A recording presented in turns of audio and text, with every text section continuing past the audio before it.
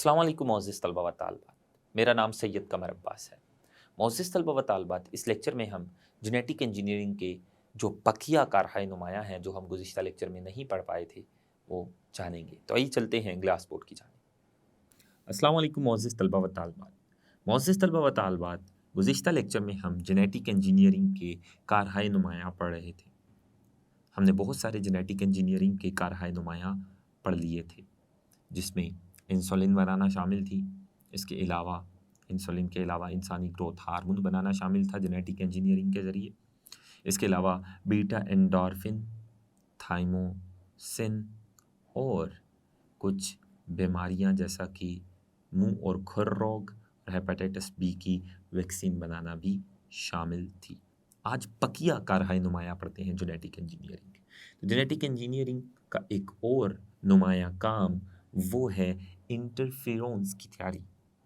Interferons ये ऐसे chemicals होते हैं जो वायरस के बहुत ख़िलाफ़ होते हैं। ये एंटी वायरल केमिकल्स होते हैं जो वायरस के ख़िलाफ़ जिस्म में मुदाफ़अत पैदा करते हैं, और ये आमतौर पर उन सेल्स पे बनते हैं जिन सेल्स पर वायरस का हमला हो जाए। इन इतने अहम केमिकल्स को 1980 में सबसे पहले विरासती तौर पर तब्दील शुदा माइक्रो ऑर्गेनिज्म से जेनेटिक इंजीनियरिंग के ज़रिए बनाया गया। तो इंटरफेरोन का बनना ये भी जेनेटिक इंजीनियरिंग का एक नुमाया काम है।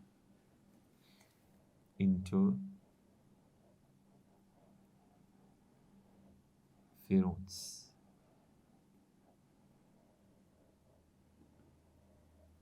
ये क्या है? ये वायरस के खिलाफ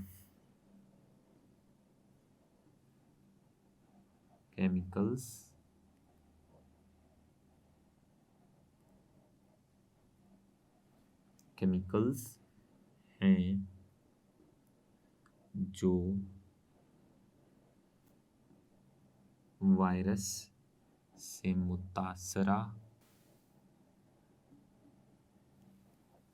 सेल्स के अंदर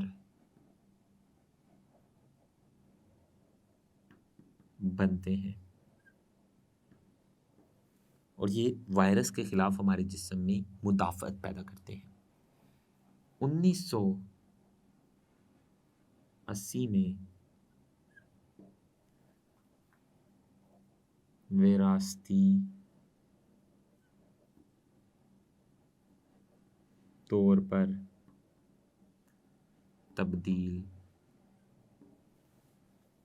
तब्दील शुदा माइक्रो ऑर्गेनिजम्स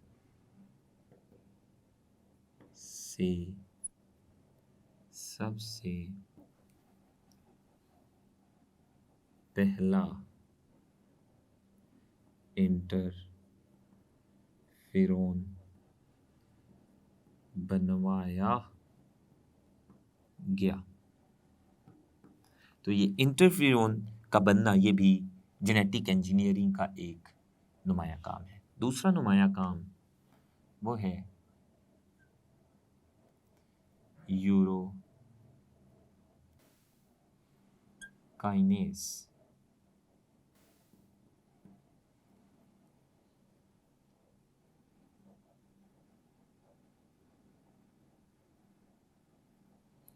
ये यूरोकाइनेस जो है, ये एक एंजाइम है जो खून के जमे हुए लोथड़ों को तोड़ता है, और ये भी बहुत ही अहम एंजाइम है। ये एंजाइम भी जेनेटिकली मॉडिफाइड ऑर्गेनिज्म या फिर विरासती तौर पर तब्दील शुदा जानदार यानी जीएमओ से जेनेटिक इंजीनियरिंग के ज़रिए बनाए जा रहे हैं। यूरोकाइनेस ये एंजाइम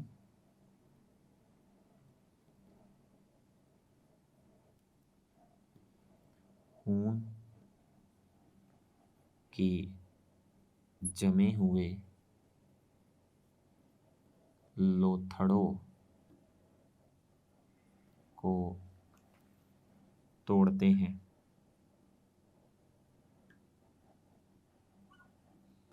और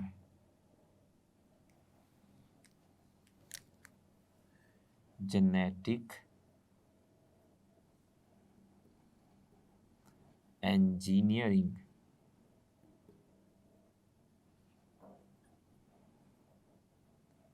के जरिए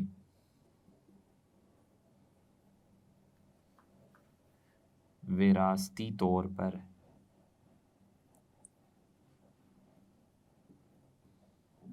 तब्दील शुदा जानदारों से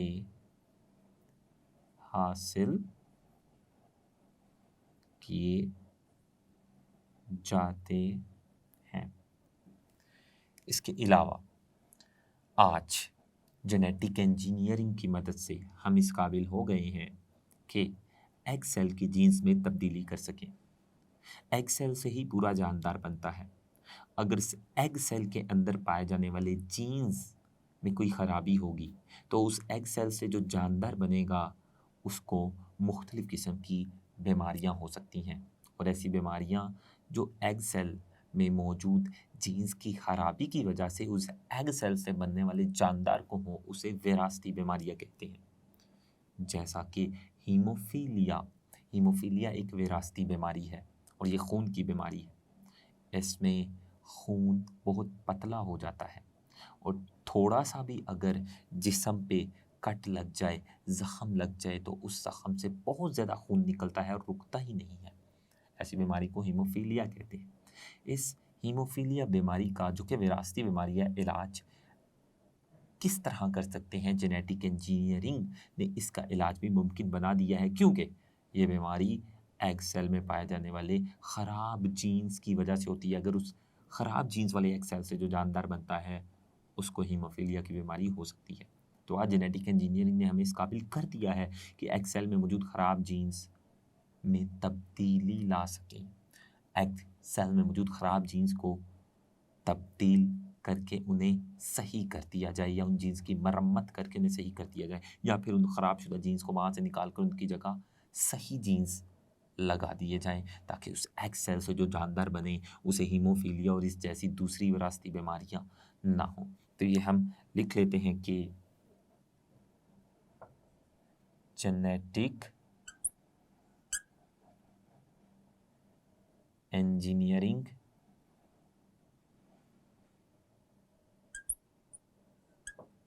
ने एग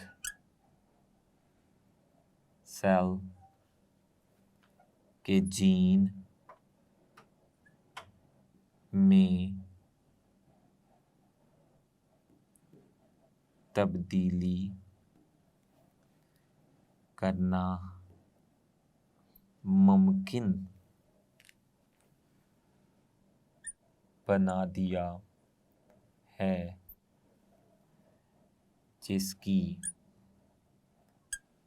वजह से बहुत सारी विरासती बीमारियां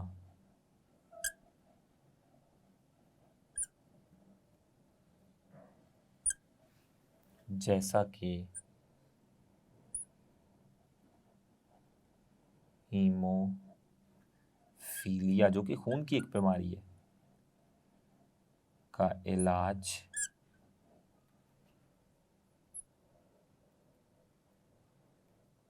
मुमकिन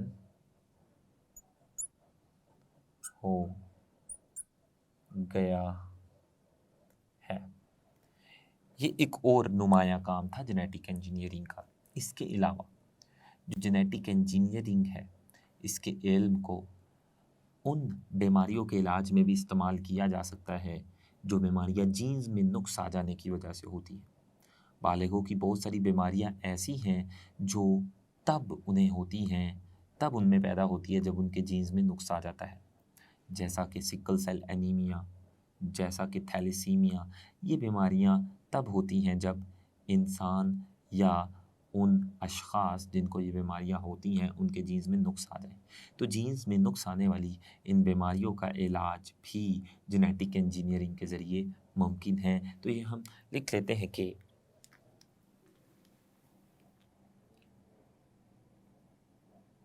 वो बीमारियां जो जीन्स में नुक्स आ जाने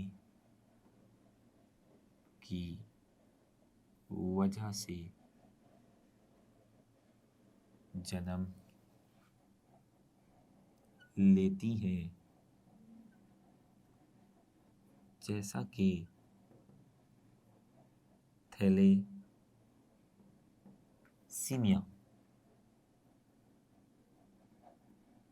और सिकल सेल एनीमिया।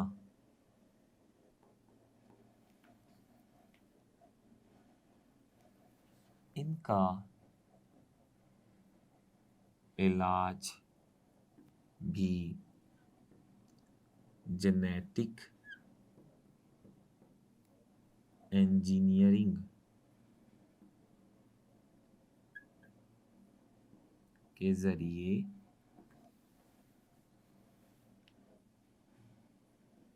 किया जाता है। वो इस तरह से कि जो नुक्स वाले जीन्स होते हैं उनको हड्डी के गोदे से बाहर निकाल कर उनकी जगह सही जीन्स लगा दिए जाते हैं। इसको जीन थेरापी भी कहते हैं। तो जो हड्डी के गोदे में नुक्स वाले जीन्स होते हैं उनको हड्डी के गोदे से निकाल कर उनकी जगह सही जीन्स लगा देना, ये जीन थेरापी कहलाता है। इसकी वजह से बहुत सारी बीमारियां जो जीन्स में नुक्स आने की वजह से होती हैं वो ख़त्म हो जाती है, और इस तरीके को जीन थेरापी कहते हैं। और जीन थेरापी जेनेटिक इंजीनियरिंग का ही दिया हुआ एक तरीका है। एक और नुमाया काम जो जेनेटिक इंजीनियरिंग ने सरंजाम दिया वो ये कि जेनेटिक इंजीनियरिंग से ऐसे पौधे बना लिए जो बराह रास्त खुद हवा में मौजूद नाइट्रोजन को फिक्स कर सकते हैं। नाइट्रोजन को फिक्स करने का मतलब है जो नाइट्रोजन गैस है, जैसा कि हमने गुज़िश्ता अबवाब में पढ़ा भी था, माहौल और इंसान वाला जो बाब था जिसमें माहौल और इंसान का ताल्लुक पड़ा था, उसमें हमने पढ़ा था कि नाइट्रोजन गैस को नाइट्रेट्स में तब्दील करने का जो अमल है ये नाइट्रोजन फिक्सेशन कहलाता है। और नाइट्रोजन फिक्सेशन के दौरान जो नाइट्रेट्स बनते हैं, पौधे उन्हीं नाइट्रेट्स से नाइट्रोजन लेने के काबिल होते हैं। जो नाइट्रोजन गैस हवा में होती है उस नाइट्रोजन गैस में से नाइट्रोजन लेने के काबिल पौधे नहीं होते, वो उस नाइट्रोजन को इस्तेमाल नहीं कर सकते जो नाइट्रोजन गैस में होती है। लेकिन पौधे खुद नाइट्रोजन फिक्सेशन का अमल सरंजाम नहीं दे सकते। मिट्टी में पाए जाने वाले कुछ बैक्टीरिया होते हैं जो नाइट्रोजन फिक्सेशन का अमल सरंजाम देते हैं, यानी नाइट्रोजनी गैस को नाइट्रेट्स में तब्दील करते हैं, और फिर उन बैक्टीरिया से जो नाइट्रेट्स बनते हैं पौधे उन नाइट्रेट्स को जज़ब करके अपने जिस्म में लाते हैं। लेकिन जेनेटिक इंजीनियरिंग के ज़रिए ऐसे पौधे बना लिए गए हैं जो खुद हवा में मौजूद नाइट्रोजन को बराह रास्त खुद फिक्स करते हैं और नाइट्रेट्स बनाते हैं और अपनी नाइट्रोजन की ज़रूरियात को खुद पूरा कर लेते हैं। ऐसे पौधों को खादों की कम ज़रूरत पड़ती है क्योंकि खादों से उन्हें नाइट्रोजन चाहिए होती है। जब वो खुद ही नाइट्रोजन फिक्स करने के काबिल हो जाएं तो फिर उनको खादों की ज़रूरत बहुत कम होती है। तो ये भी हम लिख लेते हैं, जेनेटिक इंजीनियरिंग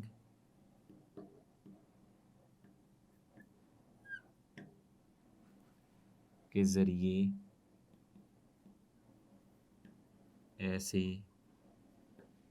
पौधे बना लिए गए हैं जो हवा से बराह रास्त नाइट्रोजन फिक्स करते हैं। ऐसे पौधों को खाद की कम ज़रूरत पड़ती है और किसानों का बहुत सारा पैसा जो खाद पर लगता है वो बच जाता है। तो ये जेनेटिक इंजीनियरिंग के कारहाय नुमाया मुकम्मल हुए। मोज़िज़ तलबा व तालिबात, आज हमने पढ़ा कि जेनेटिक इंजीनियरिंग से इंटरफेरोन्स बनाई जा रही हैं, यूरोकाइनेज जो कि जमे हुए खून को तोड़ने वाले एंजाइम्स हैं वो बनाए जा रही हैं, और बहुत सी विरासती बीमारियों का इलाज जेनेटिक इंजीनियरिंग के तरीक़ों के ज़रिए किया जा रहा है। इसके अलावा ऐसे पौधे बनाए जा रहे हैं जो हवा से बराह रास्त नाइट्रोजन को फिक्स करते हैं, जिसकी वजह से उनको खाद की ज़रूरत नहीं पड़ती। इंशाल्लाह आने वाले लेक्चर में सिंगल सेल प्रोटीन के बारे में पढ़ेंगे। अल्लाह हाफ़िज़।